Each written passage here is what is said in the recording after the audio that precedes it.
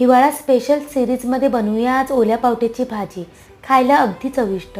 भाजी बनवण्यासाठी इथे मी एका तव्यामध्ये 4 चमचे तेल घालते. तव्यावरती ही भाजी खूप छान होते. आता त्यामध्ये इथे मी मध्यमसर चिरलेला कांदा घालते. कांदा छान गुलाबी रंग येईपर्यंत परतून घेऊया. त्यामध्ये पाव चमचा हळद घालूया, पाव चमचा धनेपूड घालूया, एक छोटा चमचा घरगुती स्पेशल घाटी मसाला घालूया.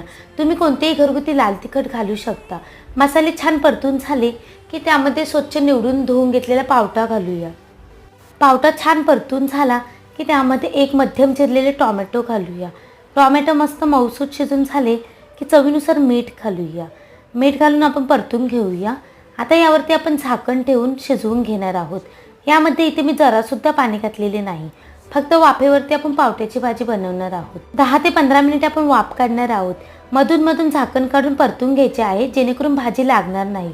मस्त अशी भाजी तयार आहे.